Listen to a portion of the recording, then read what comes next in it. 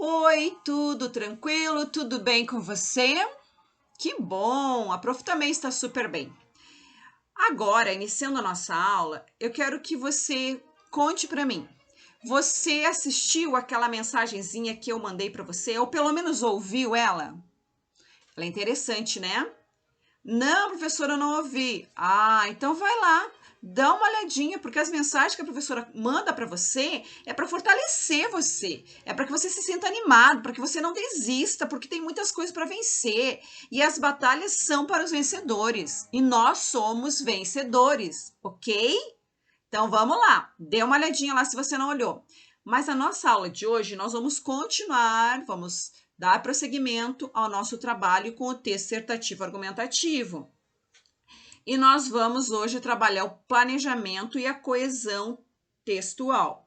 E o primeiro passo que nós temos que ter em mente, que é necessário para começarmos a organizar um texto, é anotar. Você pegar lá o seu caderninho e colocar tudo que vem sobre aquele assunto, escrever ali. Ah, precisa ter ordem, precisa cuidar da grafia de palavras, nada. Escreva primeiro. Então, fazer anotações sobre o tema é muito importante. E quando nós começamos a fazer anotações, as ideias começam a surgir. E isso vai constituir, então, um conjunto de aproximações um pouco desordenado.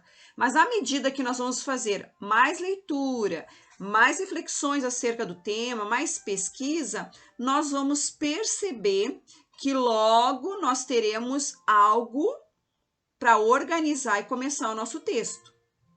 Então, é muito importante, e já falei outras vezes, vou repetir, trabalhar sobre um rascunho em que várias ideias foram anotadas em momentos diferentes.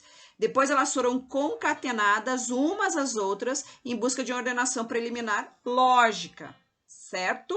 Então, agora observe, vamos supor, vou dar para você hoje uma ideia de um tema. Nós vamos trabalhar hoje com a música popular brasileira. Você vai dizer, nossa, que tema difícil. Se você gosta de música, tranquilo. Mas se você tem uma certa dificuldade, lembre-se que no dia lá da prova do Enem, você vai receber um tema que talvez você não tenha muita leitura. E você vai precisar articular as suas ideias, porque você já desenvolveu isso, ok? Bom, vamos pensar um pouquinho, vamos anotar algumas coisas.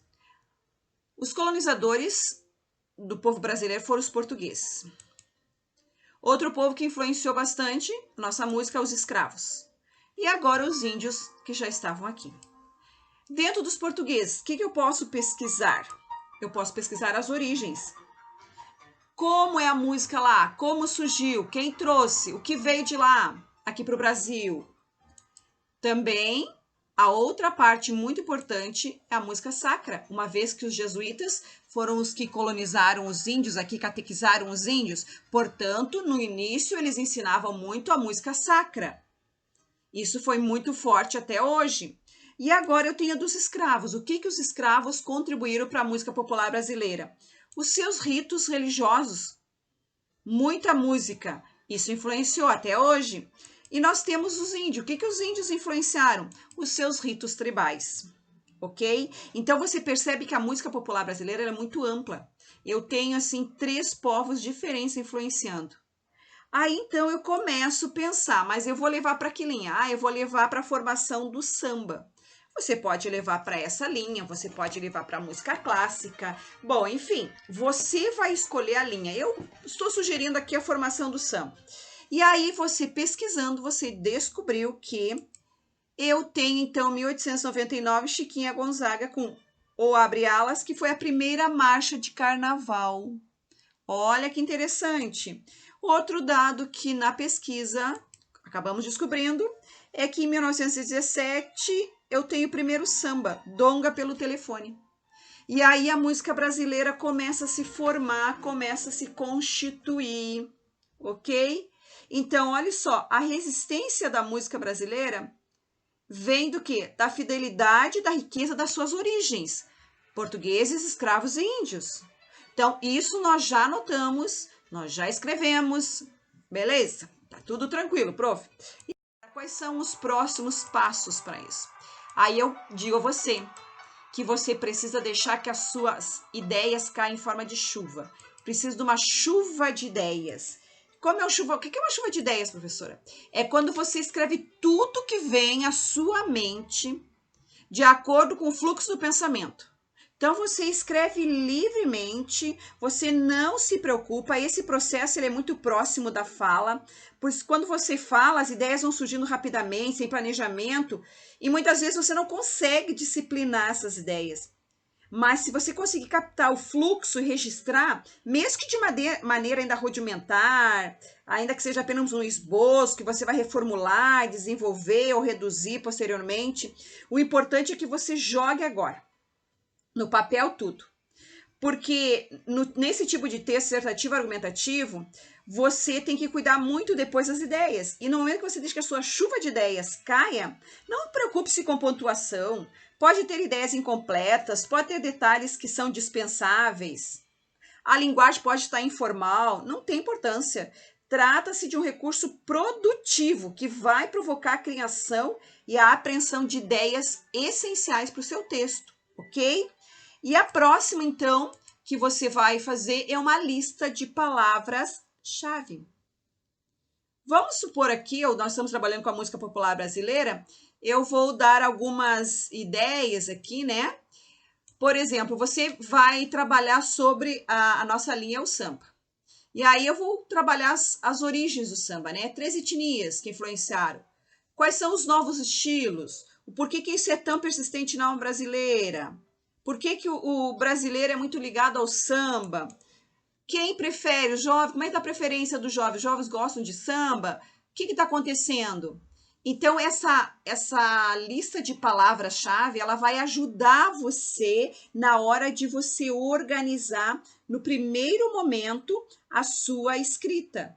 Então, vamos ver. Você jogou lá as suas palavras-chave. Agora, vamos construir um parágrafo para desbloquear e depois desenvolver essas ideias expostas. Vamos ver lá?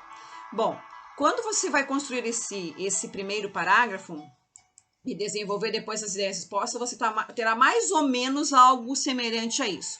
A música brasileira é o resultado da fusão dos ritmos trazidos pelas 3 etnias que formaram o nosso povo. Ó, lembra que lá tinha etnias, tinha fusão?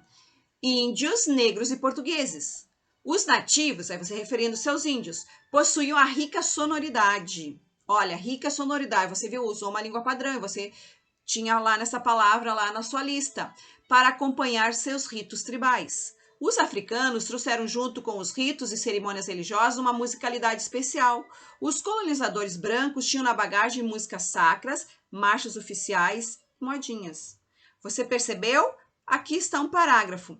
No momento que você desenvolve essa ideia de fusão da sonoridade das 3 etnias, o que você mostra? Você mostra muita sagacidade, ok? E aí você consegue, então, desenvolver um trabalho que depois, na hora da correção, ele vai ser totalmente transformado, ok? Então, é como se você fizesse um esqueminha. No primeiro momento, você coloca a origem das 3 etnias, que são as raízes fortes, né? Você já falou negros, índios, brancos, e também você pode falar sobre os brancos, a música sacra, as marchas ou modinhas, e depois você fala dos ritmos, da fusão desses ritmos, como machixa, modinha, o lundu, e assim vai. E agora você fala sobre os novos estilos, ok? E outros estilos, enriquecendo e fortalecendo, então, essa alma brasileira, ok? Você percebe que na hora que estás jogando tudo isso no papel, é o seu resumo, e é muito importante que você faça isso. Quando você faz um resumo das suas ideias principais, você depois começa a acrescentar detalhes, exemplos, ideias secundárias, certo?